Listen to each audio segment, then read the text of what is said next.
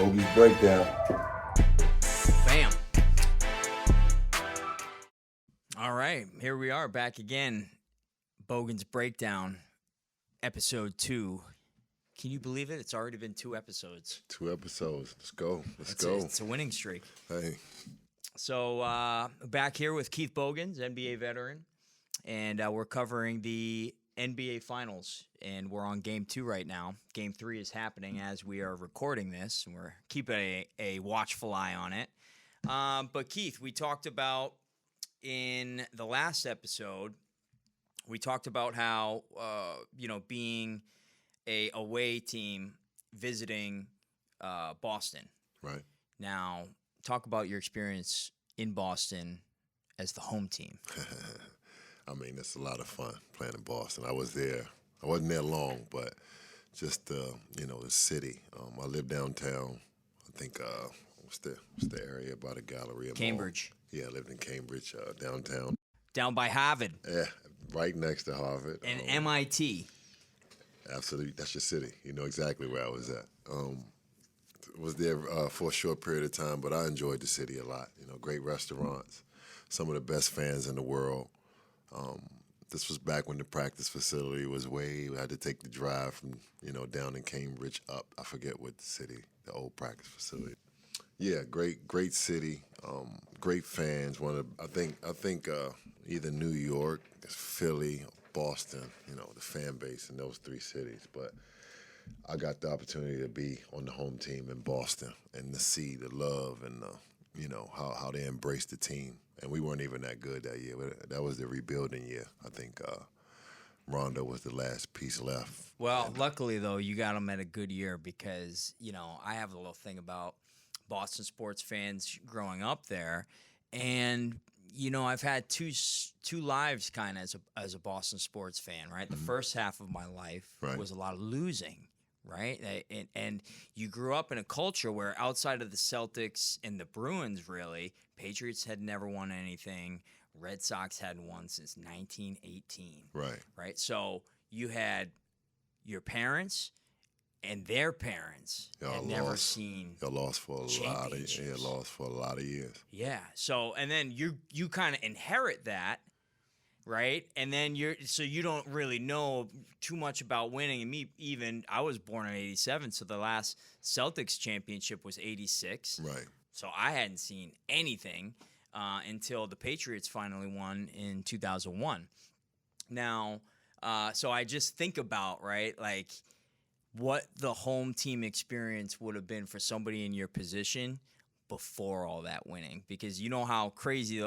We'll use Philadelphia as an example. I think Philly's known for some pretty hardcore fans as well. Right. Some pretty diehard fans. Oh, absolutely. They'll come at you, right? Broad absolutely. Street bullies. Hey, absolutely, they coming. I think they booed Santa Claus at an event one time. It's the passion. They've attacked their own mascots. Yeah, I think. Passion. It's that passion for their team. I mean, I told you the 3 cities I've experienced, And they didn't have a ton of winning either, right? They didn't have a ton of winning. No. And those rigid Northeastern, they're always dealing with the frickin' snow and the cold. And the cold. Yeah. So really, that puts you in a bad mood too. Puts you in a bad mood, but the sports though gives you hope, warms you up a little bit, right? So it's like just the culture is sports, right? But then something happened, right? Which was all this winning. All this winning started happening in Boston. You got to take. Listen, I always tell people, you got to take the good with the bad or the bad with the good. Y'all took the bad on the front end, like you said, all those years. Yeah. Not winning. You stick with your team. Look where you are now. You're rooting for them in the finals. So. But I guess my question is there a downfall to too much winning from a societal standpoint? I give an example, right? Hold on, I can give you a great example. Okay, go ahead. Don't get mad at me, haters. I mean, I went to Kentucky, so you got, we used to winning in Kentucky, so the standard is so high. I mean, they're not. When I was there, I remember this. Like, it's kind of like you're talking about. It's just not used to losing. Like when you start winning, the fans get used to winning. The bar is set and they expect nothing less. So when you guys start winning championships, the bar is set high now. They expect nothing less. And that's the fan base that you guys have. Well, it's kind of a mixed bag, though, right? Because you have people like myself from that gen who still live through some 2003 walk-off Aaron Boone, the Yankees, right? Horrible moment, right? Like 99 against the Yankees. There's a lot of instances. And then when you're talking about your parents and your grandparents, they have just instances like after another, right? But when you win too much and you don't face any, so the mixed bag is you have the people who experience both, Right. and then you have the people the kids who kind of grew up Winning. during this era, and all they know is the winning, right? Right. That's the mixed bag, and I see a lot of those kids. You might have seen it before. It's almost like a meme. But there was a kid that his parents would take him to every Boston championship parade. Right. And every year you'd see him, and it would be a sign that says, I'm only 4, and I've been to 6 parades so far, right? And then he'd be back the next year. I'm 7, and I've been to 12, right? It's just on and on and on. And, what adversity has he faced as a result? Hey, it's going to come around. It always comes around. Well, that I think is you're right. So I say my proposal, with the exception of the Celtics winning this championship, because then it gets them back in first place. Winning the championship. This one. They got This one's okay, right? Okay. And I think they need like a 30-year break just to toughen the city up a little bit. Hey, man, we're going to see what happens. We'll see what happens. Well, it looks like, we're up. Celtics pull this off. Game 2 here. They had 105-98, so almost an identical score to Game 1 where we saw them pull it out there. So the star of this game was my boy in name, Drew Holiday. He led the way, 26 points, 11 rebounds. So what was your thoughts on his performance in Game 2? Man, I'm a big Drew Holiday fan. He plays on both ends of the floor, and he does not demand the basketball. So I like he'll get up and guard the best player, like he's showing, like he can do. He's going to play defense. He's not going to cry about not getting the ball, but then he will step up and make big plays on offense. So to me, he's a veteran leader that I think every team needs. He probably doesn't get the credit that he deserves, but he's one of those guys that, he puts his heart out on, comes to work every day, doesn't complain, and he's a great piece for that Boston team. I think he's the guy that makes it all stick together. Yeah, and it kind of goes back, when you think about who are the breakout players, some of the names that you would expect, it's Drew Holiday is the breakout player in that game. So, that's on the Celtics side at least. On the Mavs side, you had Luka had a triple-double. Hey, I'd rather let Luka get a triple-double because he's a great player. So he can get his, but I'm not going to let no one else get theirs. So, Luka's going to have to, him and Kyrie, to me, they're going to have to move that basketball, not let it stick as much, not as much one-on-one. They got to, get their teammates involved, kind of like Boston's doing. You got Derek White.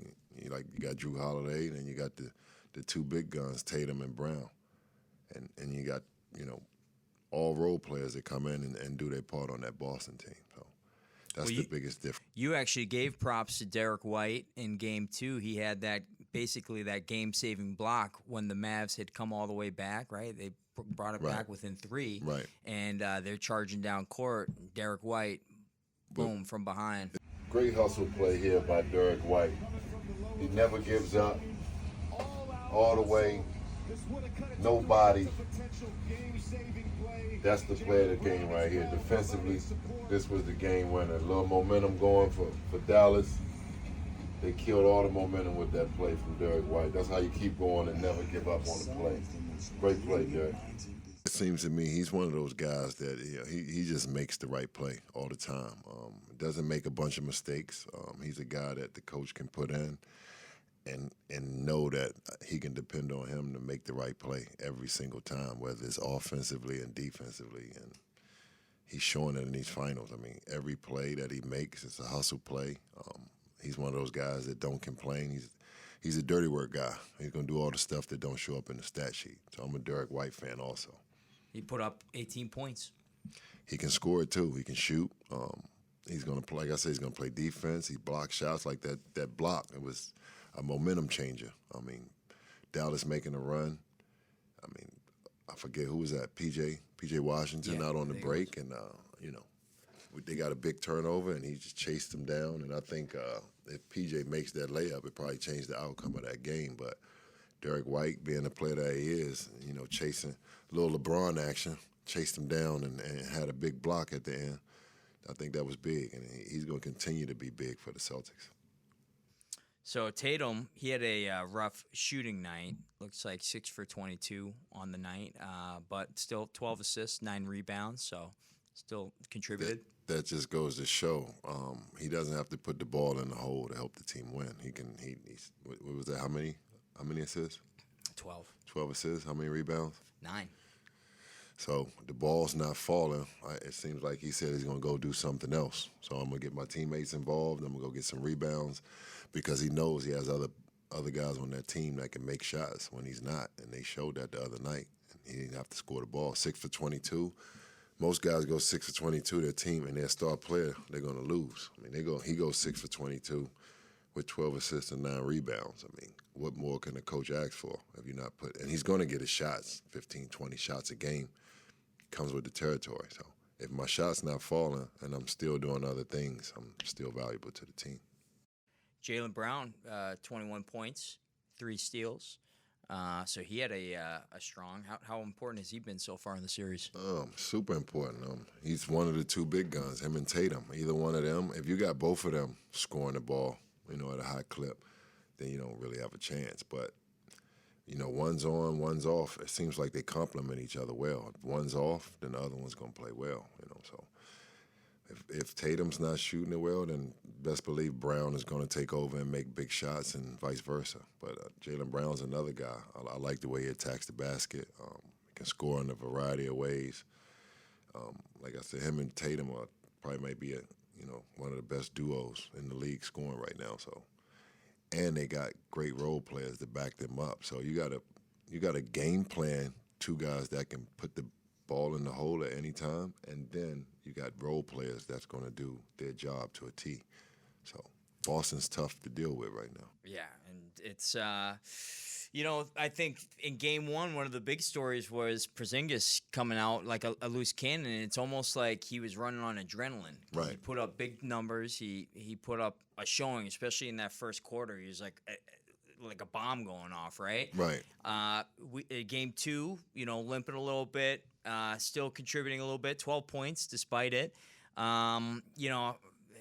Is half a Porzingis worth I'm hoping it in the finals going forward? I hope he can fight, through it. But he said he'll die out there. But like you said, the adrenaline was flowing. I mean, this regular season basketball is different from playoff basketball. Playoff basketball is different from finals basketball. So the amount, like the type of intensity that he has to play with every single play, playing in the finals, is going to take a toll on him. I think that first game he gave 110%, and he's playing on 1 foot. I mean, it's going to be tough to play on 1 foot. Could he be useful off the bench?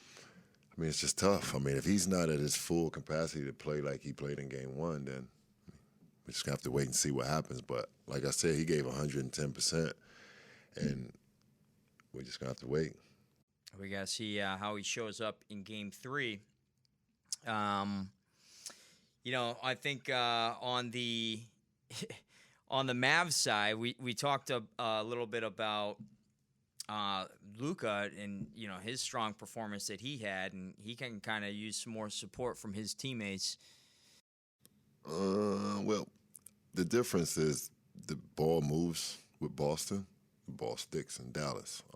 Boston being a great defensive team that they are, you're playing right into their hands if you come down the floor and try to go one-on-one against a set defense.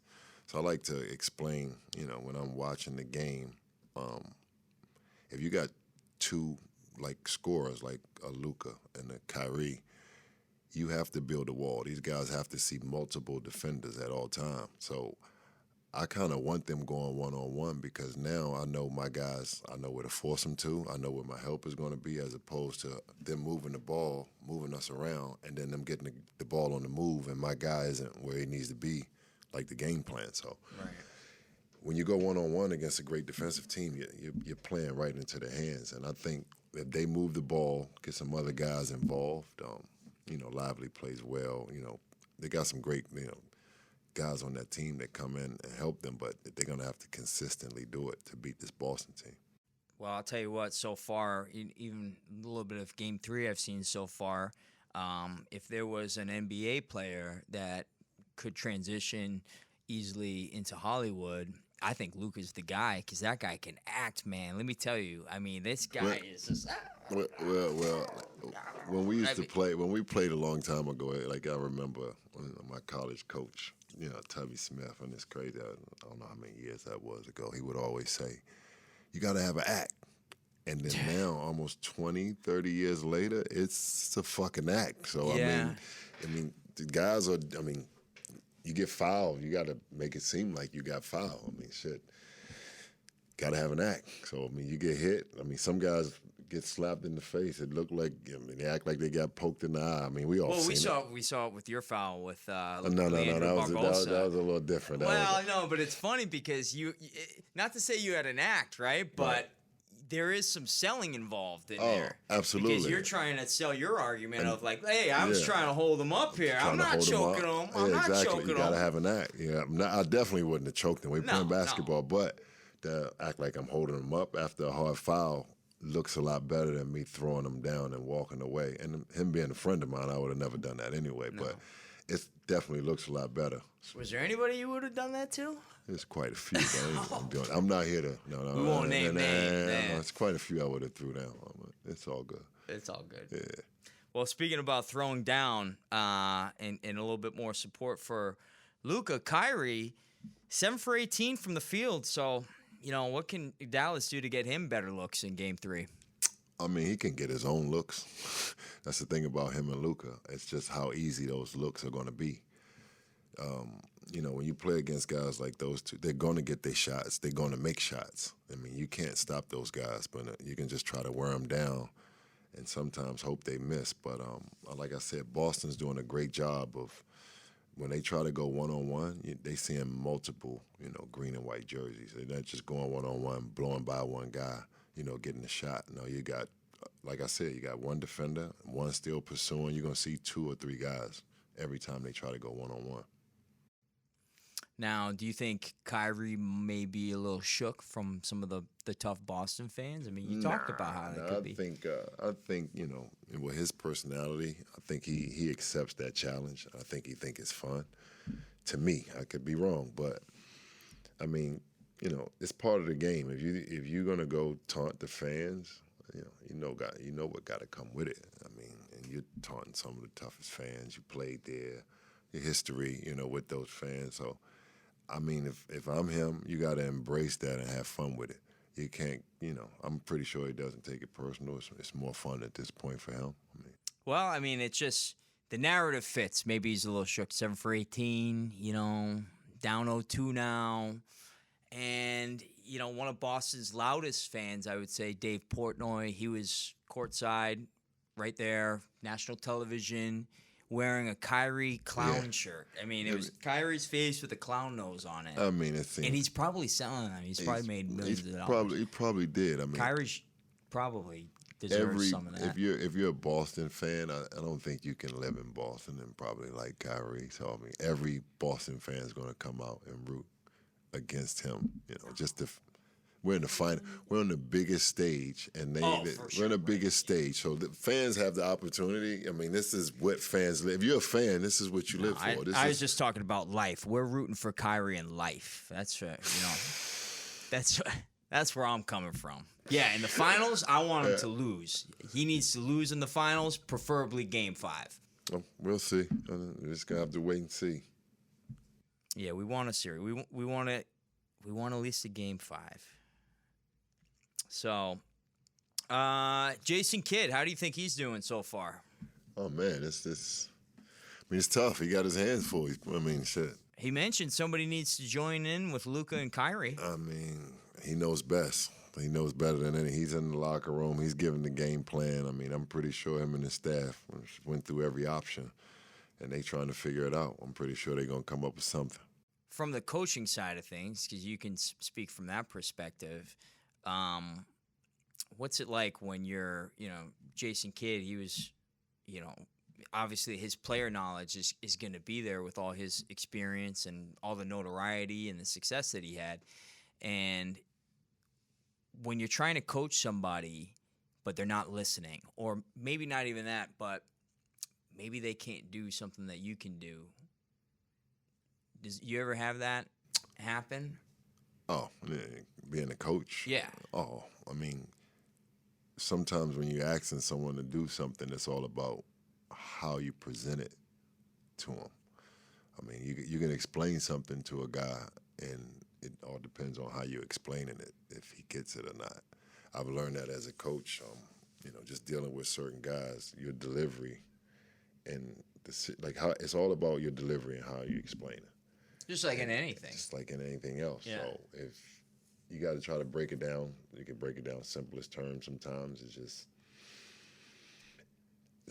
but some guys don't get it. I mean, just it depends on what you're talking about or what you're trying to get them to get. I don't know. Do you ever wish sometimes you could just swap places and do it yourself? Oh, absolutely. I mean, as a coach, sometimes you can actually get out there. Like when I coach, I could get out there and actually show them. I mean, I couldn't defend the guy, but I could show them what I was trying to do. Right. I mean, of course, they too fucking fast and they jump too high now. My knees are shot. But I mean, now, when you can't, that's the thing about me not, coaching, being a former player. I've learned the upside of, being the coach. I've been in a meeting sometimes and coaches are like, what was so-and-so thinking right there? And because I've been in that position, I can put myself in that player's shoes. Yeah, that helps. Coach, he was thinking this, and we just in the coaches meeting. He's like, I'm going to ask that motherfucker tomorrow when we get in there. And we'll come in the, players, coaches watch a film, and he'll ask the player, what you thinking right there? And I'm like, I hope this motherfucker say exactly. He said exactly what I said. I'll turn around, look at Coach with the biggest smile, and that's one of the big pluses, of being a former player. Like you can kind of put yourself in their shoes in that situation because there's so much coming so fast.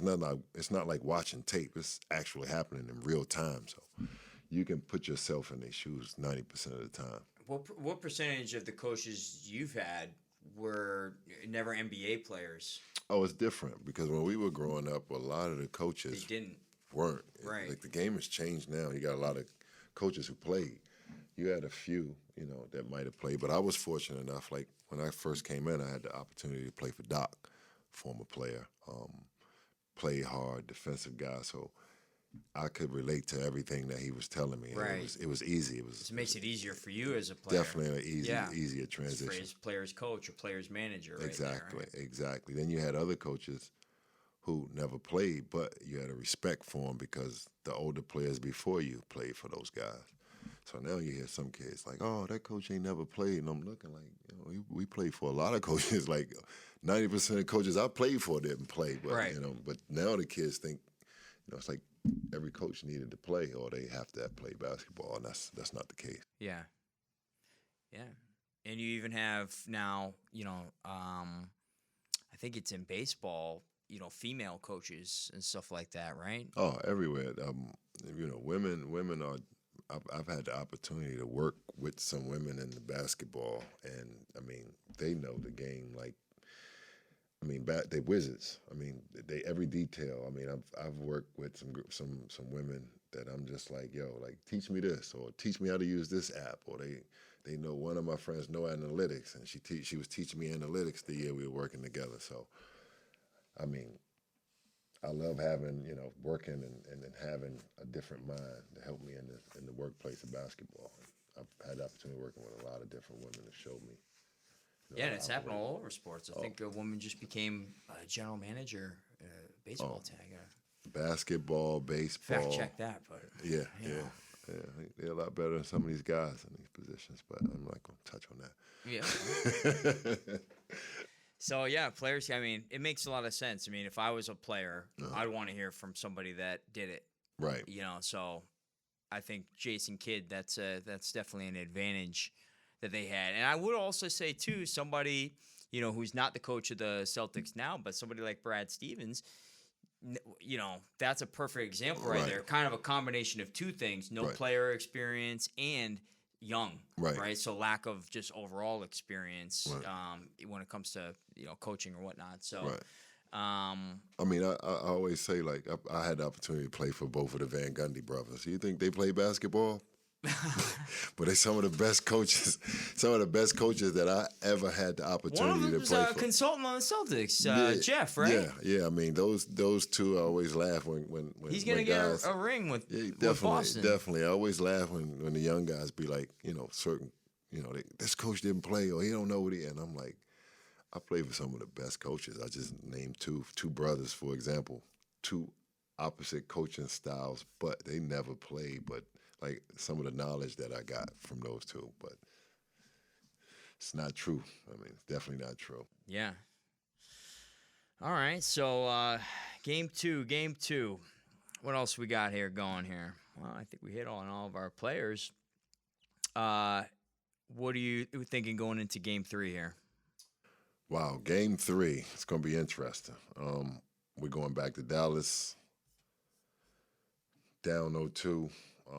Like I said, Boston's been taking care of business. Now it's time for Dallas to take care of business. So hopefully, we go in and we see Dallas do the same exact thing. But only time will tell.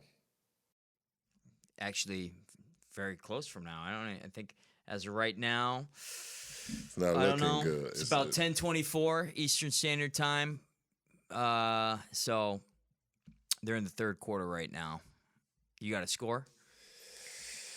Oh, yeah, definitely got a score. Not looking good. Not looking good for who? For Dallas. Oh, for Dallas. It's not looking good. This is breaking news for me right now. I guess, wow. Yeah, not looking good. Looking good for you guys. Look, I just want one Dallas win. I know Celtics fans will crucify me for that, but I just want one Dallas win so we can take it to Game 5. Now, if it goes beyond Game 5, I apologize to all Boston fans. Why you want it to 5? You want to celebrate in Boston? Game 5 is my birthday. Oh, wow. And I'm going to tell you something very interesting, Keith. 16 years ago on my birthday, the Celtics defeated the great Kobe Bryant to win their last championship. So it all makes sense. Yeah, you know what? If that's the case, Drew, then I hope you get, We just want one more. I hope we you get just it. I want hope Game you get 5. it for a birthday gift, you being my guy. Because I'm actually on a 2-game birthday losing streak because 2 years after that, it was Celtics-Lakers again in the finals, and Kobe got his revenge, and he beat us on my birthday that year. He absolutely did. So I hope, like I said, I hope you get what you hope you get what you want for your birthday, man. You deserve it. Well, deserve it. Celtics in 5. That's been my prediction since the beginning. So we'll see if it happens. Game 3, apparently, not looking good for Dallas. Not looking good at all. Ooh, Shit. I can't wait to see. No, not looking good. We'll see. Well, looks like 10, 11 minutes. Just using Keith's standard then, doesn't look like Dallas is doing their job. And it looks like the series is about to begin. Starting. Yeah, the series is about to start, folks. The series starting. All right, so that's going to wrap up episode 2. Check us back, episode 3, game 3 of the NBA Finals between the Boston Celtics and the Dallas Mavericks, coming to you next.